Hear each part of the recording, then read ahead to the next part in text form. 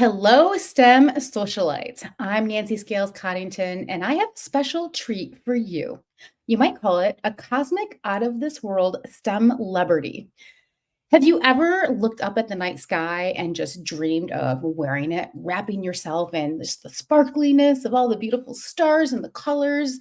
It's so pretty. Well, our guest today, Rosie Johnson, also known as Cosmic Rosie, has done just that and is the creative mind behind Planet Exophilia, who's turning cosmic dreams into reality. So let's dive into the world of space art fashion with Rosie. Welcome. Hi, Nancy. So Hi, great to fellow see socialites. you. Thanks for joining us today. Of course, thanks for having me. So, Rosie, what really sparked your passion for space? So I grew up loving space. I honestly don't remember exactly when it started, but I do remember my dad buying our first telescope, which was a celestron, and it was a computing one. It was like a big deal then. They were like thousands of dollars then. Now they're like super affordable now. And I saw Saturn for the first time, and that was, I think, the first planetary object that I ever saw. And it just blew my mind. And I just remember being like, okay, I need to know more. And I just started asking questions from there. And my dad saw how interested I was, and he really supported that. And yeah, I was always a space kid, but in school I got more into arts. So I kind of like, I wanted to go to science, but I kind of went a different direction because it was just it came easier to me. But I've always loved space, and space kind of has this way of inspiring us, uh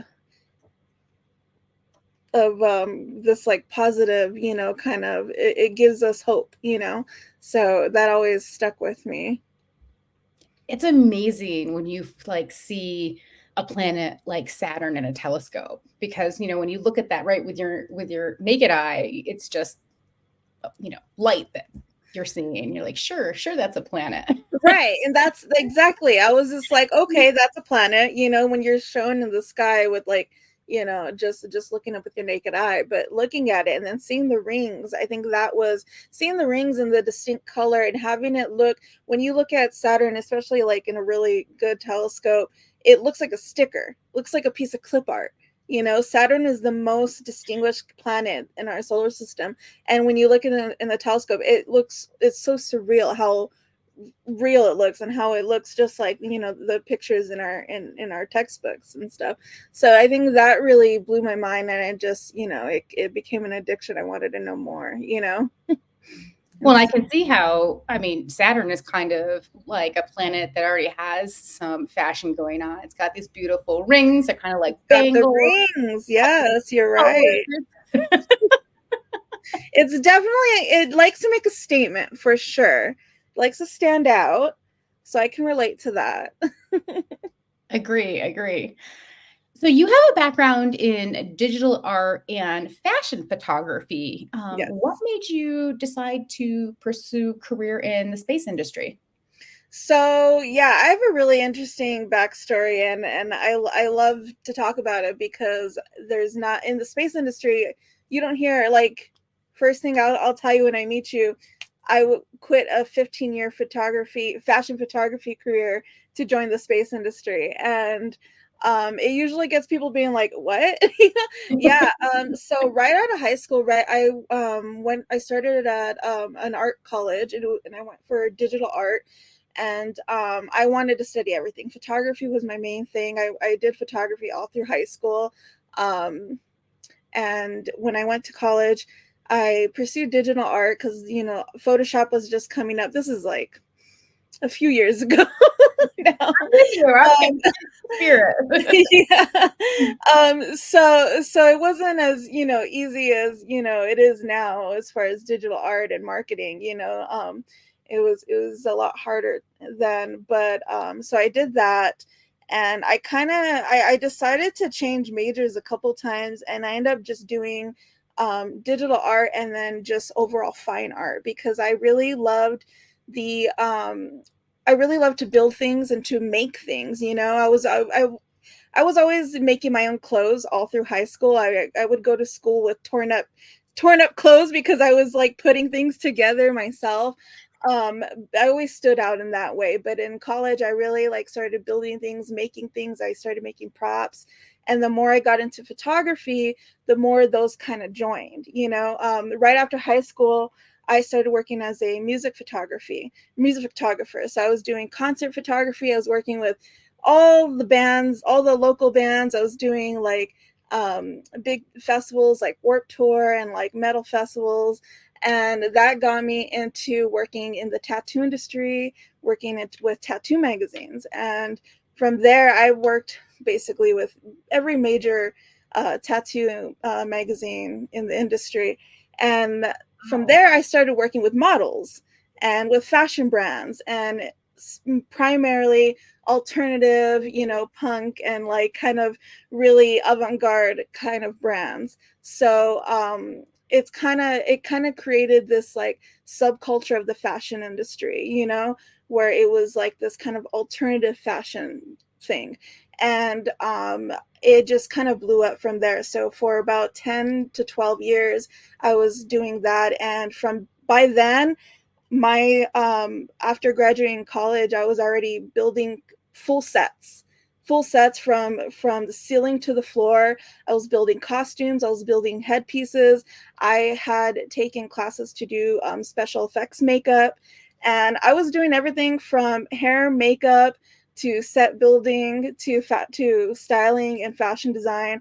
And yeah, so that was what I was doing for for a while, working for myself. I built a business doing that. I was traveling all over the country doing that. And it was great. I mean, I Sounds definitely amazing. lived a life.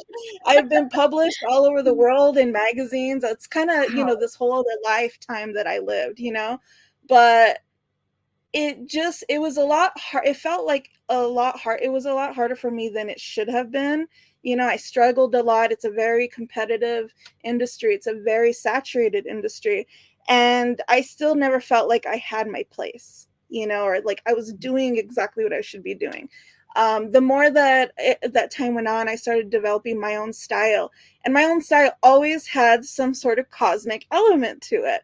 Always, So I started maybe about 6 years ago. I was like, okay, I'm only going to shoot space, cosmic kind of, style work. So I started to get to know, or be known to do that. I started doing the astro portraits, and that's like what I was known for doing for the longest time.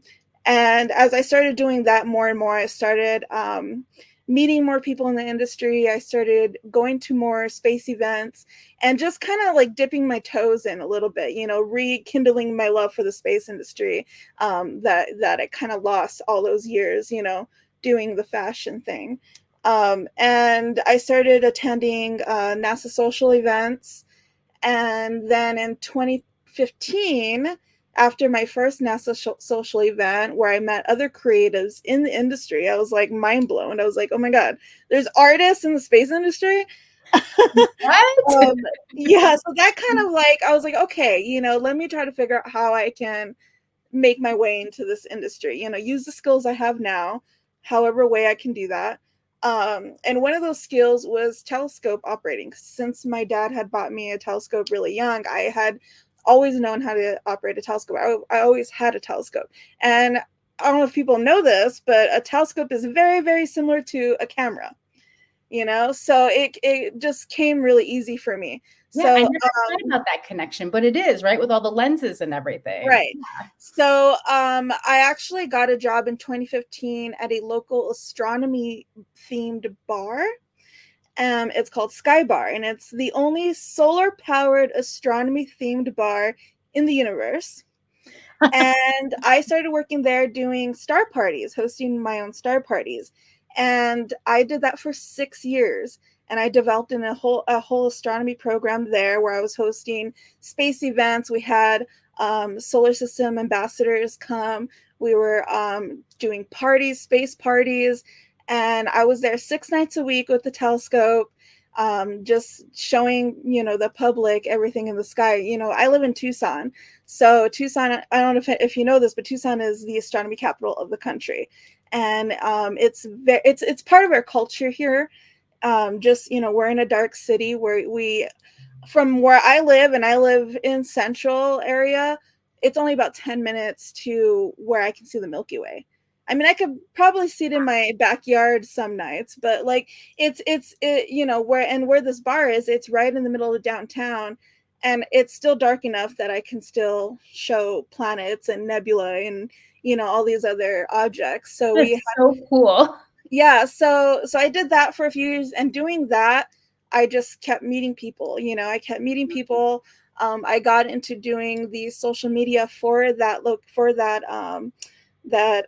location, and then that all kind of skyrocketed from there. I started doing social media for other accounts. I kind of pushed to focus on space accounts, and that's kind of how that happened. I didn't plan to go into social media and digital marketing. I wanted to kind of do a more broader creative path through the industry, but social media was my biggest in the industry, and it really helped me, and I'm so grateful for it because I don't just do photography now. I do everything. I do everything from graphic design, I do video editing, I'm writing all the time. So it's kind of, I've been able to use all my creative skills and and come into the industry in a way that is very needed, not just in a creative aspect, in a strategic aspect, in a marketing aspect, but just the representation too of creatives and people coming from outside industries. Yeah. Yeah, and I think that that's one of the things I think some of our STEM socialites will also be surprised. I'm surprised about. There's photographers needed taking pictures of everything that's going on in the space industry, but not necessarily knowing how married art and STEM and space are. You're thinking Mhm. back to some of the beautiful artscapes that were made about what we think actually looks like on some of the planets or Mars. I remember those like in the books way back That in the was day. all we knew. Yeah, for the longest time, that was all we knew. And the artists and the scientists worked so closely together to get those images, to get those illustrations, and there's something about it that I think, people, even in a more just simple term, I mean, I work with a lot of space conferences, doing the marketing and doing the design work for that, and that is maybe something so simple that we don't think about, but those artists are probably needed more than anything, for getting the word out, for making information accessible. Which is super, super important.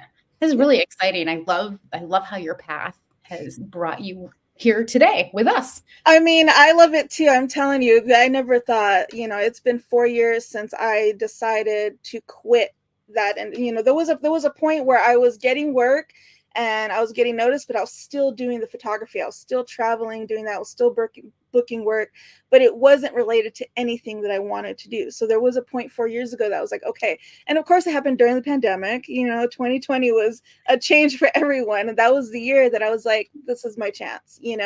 I am able to go full time at this if I want to, but I have to give this up, or not give it up entirely. I will always do photography. I always, eventually I want to really merge the two together. I have a couple projects in mind, but yeah, so having to give that whole career up, yeah, I worked so hard for it for so many years, but it was easy for me the moment that I knew I had my way in, my path in this industry, because it was something that I never thought that I'd be able to do, that I always wanted to do. That is really amazing, and I love that you are following your dreams, which is fantastic. So you are the creative mind behind Planet Exophilia. Can you talk a little bit about the art and fashion that you do create? Yeah, so Planet Exophilia was kind of like um, an early concept that I developed before I quit my fashion photography career. It kind of helped me segue into the space career because I wanted to create a brand. You know, I wanted to create things that I could wear, things that other people could wear. And it kind of it exemplifies my love, right? My exophilia, the love for anything outside of this planet, and when I learned of that term, I immediately was like, this is what I am. This represents me, so I knew that I think I had the concept of the name and what I want it to be before I even knew what I wanted to do with it. Because it changed so many times in the last like 7 years that I've had the name and the concept down. But it's evolved into this really awesome brand that I keep evolving, I keep growing, and now so it's space themed, obviously space, and there's some sci-fi themed in it because that's kind of where it started with just my love for sci-fi, my love for just alien sci-fi and that kind of thing, and now going more into astronomy and kind of using my art, using the fashion to not just have something nice to wear, but to also like tell a story or to um teach with it. A lot of my stuff is based on planets, based on celestial objects, and a lot of my stuff I want to make as like visually accurate as I can, and with that using semi-precious gemstones and stuff like that that really look like the planets, or like, have it modeled as, the celestial objects, that I'm portraying. But yeah, so I like I said, it's evolved, and since I've entered the space industry, I've noticed just me coming into the industry and realizing how I want to work in the industry and the people that I want to support in the industry, mainly being women and gender minorities. I found that there was a huge lack for just not just the fashion and the brands and stuff, because there are some other brands making jewelry and fashion, but it's more of just the representation of being able to wear what you want to wear, not just in the office, not just in the lab, but at events, at conferences, at things like that. So with the brand, am not my goal is not to mass produce. My goal is to keep it small, but to mainly target and to mainly offer to the women in STEM, the women in the space industry, the women that are, at these conferences, the women that are, doing the work, that are making things happen. So it's been kind of this like balancing act, kind of, I want, I want people to see my stuff, but I want a certain group of people to see my stuff, and it for me, it makes it a little more special because these are the women that I look up to. These are the women that I am here to support in the industry. I want to support these women, these gender minorities, these people that want to express themselves. That's always been easy for me to express myself, obviously, but You have an I amazing do see style, that by the way. lack of I do see that lack of representation, that lack of of just women able to express themselves completely in the industry. So I hope that, my brand kind of enables that, kind of allows you to, wear something a little bit more, unconventional, or, a little bit more flashy, a little bit more statement. It's very hard for me to make something that isn't a statement piece. Which I find okay, I've accepted. People always ask me, "Oh, do you have something smaller, something, little stud?" I probably won't ever make stud earrings. No, it's big. It's here. I'm like, but I think that's also part of the brand and part of what I want to accomplish. I want women to feel comfortable to wear statement pieces and to, be a little bit more expressive. And I mean, this is a topic that I think we could certainly go down that rabbit hole and talk, all day about, because that is something I think bubbling up even more now in culture Yes. is, well, you're not being taken seriously because, you're wearing all pink and you say that you're this, scientist, but scientists don't wear pink. Scientists wear whatever the hell they want to wear. It shouldn't Exactly. Yeah. matter what they're wearing. It's what they're doing. And I think the Yep. more women that express themselves freely, the more women that, wear the things that they want to wear and are doing these things, the less people can say anything about it, because we're backing Yeah, it up now. exactly. Exactly.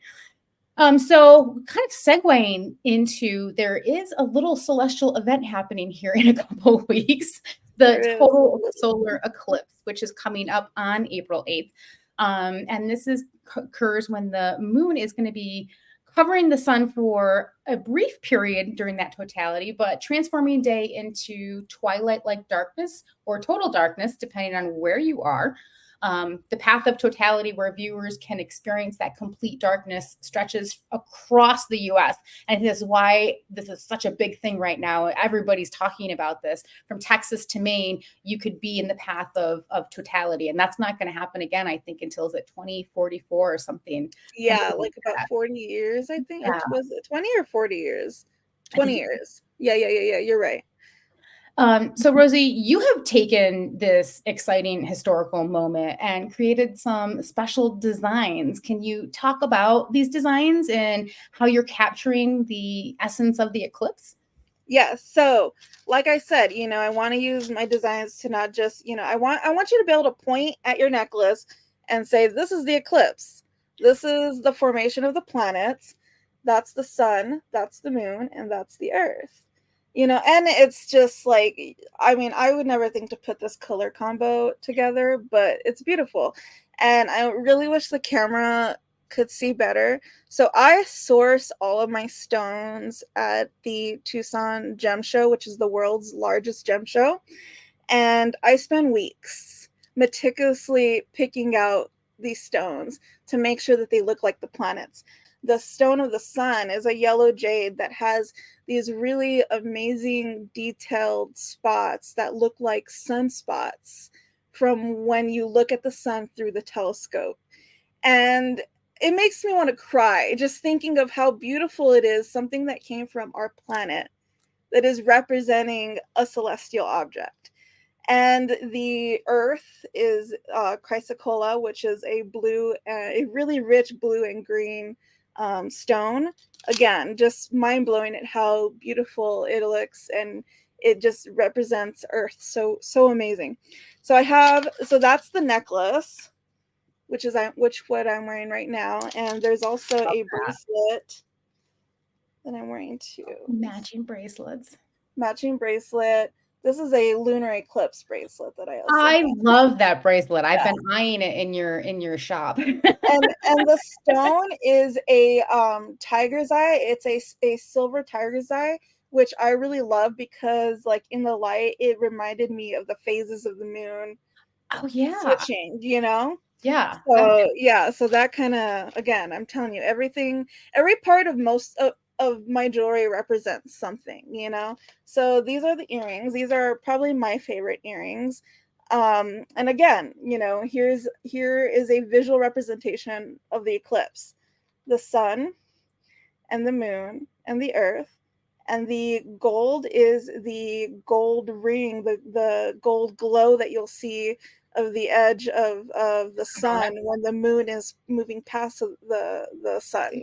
And I I'm think I have wearing a pair of two. those coming soon. I'm gonna Yes, wear I them. actually just shipped yours the other day. So yeah, you should be getting yours really soon. Wearing them for the eclipse. Yes. Oh my God, you have to get photos. So and then I have these two, which This is obviously the sun and the sun's glow around it.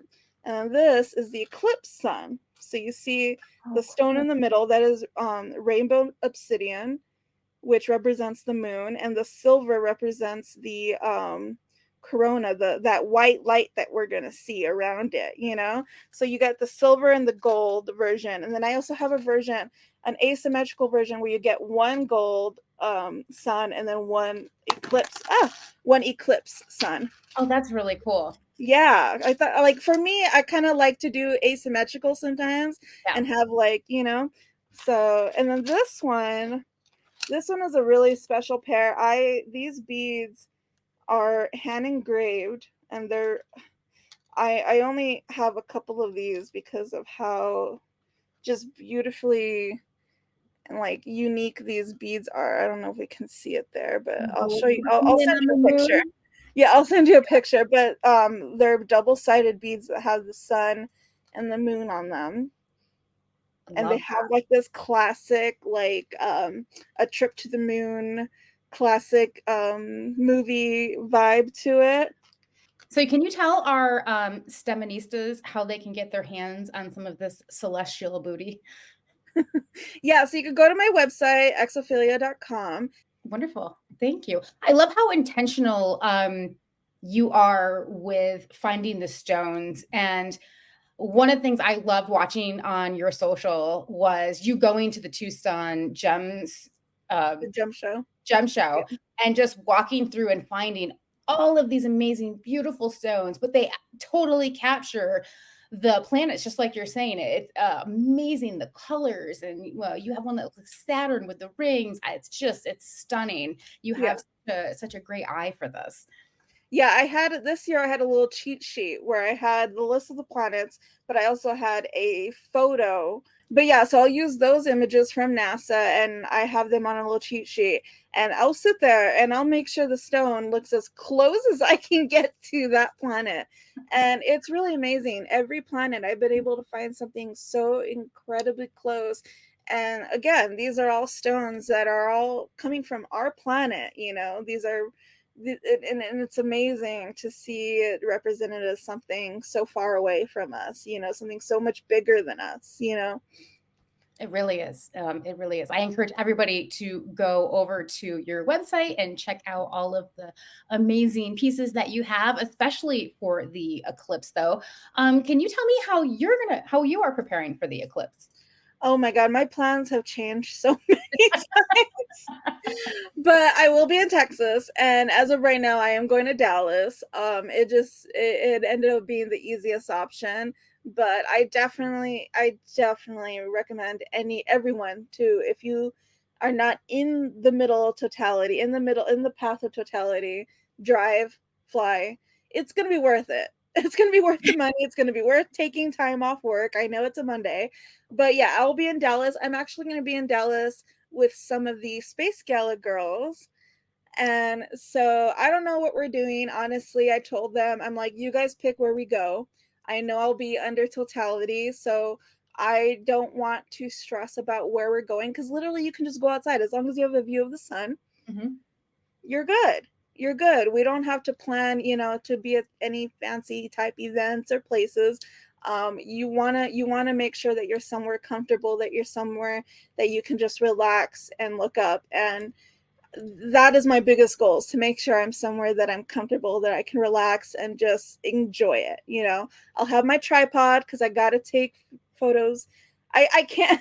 I feel like it's like personal at this point. I'm like, Right? like I have to get the photos, but I'm gonna make sure during the last year's annular eclipse I kind of overdid it, and I had a telescope with two photos and two phones recording.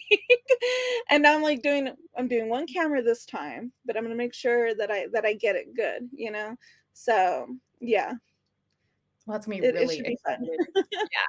Why is being in? People keep hearing this. Oh, you need to be in totality.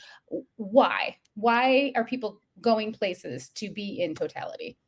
So totality is the only area that you're going to be able to see the sun fully eclipsed, and that's where you'll get to see that white glow, that the corona that you see, and that's the only area that the sun or that the sky will be completely blacked out. Like it'll look in places that the stars are visible. You'll be able to see the stars with the sun out and the eclipse.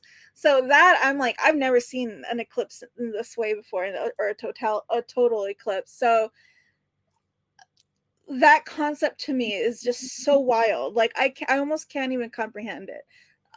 So it's very important. If you are able to travel, don't just travel to 90% to 95%. It won't be the same. You won't get the same experience. You just drive a little further.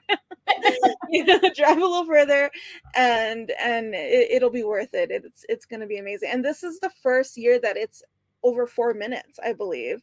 I think this is the longest eclipse that we've had in over like almost 100 years, and this is the longest we're going to have until the next one, I think in like 20 years or so. So yeah, it's definitely the big one. Yeah, it's exciting. Similar to you. Like I have seen other eclipses that have been partial, but Yeah, I am also lucky to be in the path of yeah, totality. I'm driving to the path of totality. yeah. Um, I will be watching in upstate New York, so I am Oh, really great. excited to be part of that. But you're going to get it first, so I want to see those pictures. Oh my god. Well, I'm gonna wait. Like I'm not gonna, like I said, I want to enjoy it. I want to enjoy that day. I want to be present in the moment. The last eclipse I kind of wasn't, and I had a panic attack through it. So I'm like, this time I'm just gonna let my camera go, and I have a tracker for it, so I'm just gonna let it go. And I want to be present. I want to enjoy it. So and I even promised myself, don't post right away. Like don't pressure yourself to post right away. You could take a day. It's the eclipse. People are not, I mean, I'm not going to get tired of seeing photos of the eclipse. We're going to be seeing eclipse content for the next like 6 months. Yeah, yeah, for sure. so Totally. so yeah, so content is like second in my mind. Do you have any upcoming projects or space related events that you'd like to share with our STEM socialites? Yeah, so it's conference season right now. So starting in April and May, there'll be a few events. May, I am going to be at the Humans to Mars Summit in DC. That's May 7th through 8th. I actually help run that event. I do all the marketing and basically everything visually creative at that event. I do, and I'll be there for that. And then after that is ISDC, the International Space Development Conference, which is in LA, May 25th through 28th. I will actually be there with my jewelry. I won't be creating content and working. I'll be there with my jewelry at a table. So that's going to be one of my first. I've only done one other space event, but this year I'm trying to do a lot more space events with my jewelry, and I'll probably be there with my day job as well, because it's like kind of given at this point. But I'm excited to be there with my art. And what other events? We have the STEM fashion show with Reinvented Magazine coming up in July 20th. um I haven't decided if I'm going to design anything yet. It's mainly time. I don't know if I have time, but I will be there. I will be involved in some capacity. Other than that, special projects, I'm just trying to. Um, I think my brand. I think Planet Exophilia. I'm trying to build it more. I think that's kind of what I'm using my extra time for this year. I do have some actual fashion pieces that I will be releasing shortly later this year, like actual clothing. Oh, I that's wanted to get back into clothing, and I didn't realize how easy I would be able to do it again. So that should be coming up really soon. But yeah. great. That's going to be super exciting. So where can our STEM socialites connect and follow you? I am double underscore Rosie on all social platforms, including Instagram, TikTok, Twitter, X, and yeah, and then Planet Exophilia on Instagram and exophilia.com. Awesome. Wonderful. So all of these will be linked in the description below. You can also follow us at STEM Socialite to catch all other things that are coming up that are fashion and STEM related. So, thank you so much, Rosie, for taking the time. I am just inspired by you. I have been since I've met you. Your Oh, passion for space and your ability to translate that into just stunning wearable art is really incredible, and I admire you very much. So, thank you so much for sharing that with us. thank you so much, Nancy, for having me and for continuing to support me. I am so grateful to have met you, and I'm so grateful to be on your platform. Well, thanks for joining us. Speaking of the eclipse, don't forget to mark your calendars for April 8th. The total solar eclipse promises to be truly unforgettable experience because everybody in the US will experience some part of it. So whether you are in totality or just a partial, it's still going to be absolutely amazing. And that totality will run from Texas, where Rosie's going to be, all the way up to Maine. And remember, safety first. You want to make sure you're using proper eclipse glasses to safely view and protect your pretty eyeballs. And if you're looking for a way to add some extra cosmic flair to your eclipse viewing experience, be sure to check out Planet Exophilia's Eclipse collection. Rosie's designs are absolutely a beautiful reminder that science and fashion can really come together in truly stunning ways. Thanks for joining us, STEM Socialites. Until next time, stay curious and couture.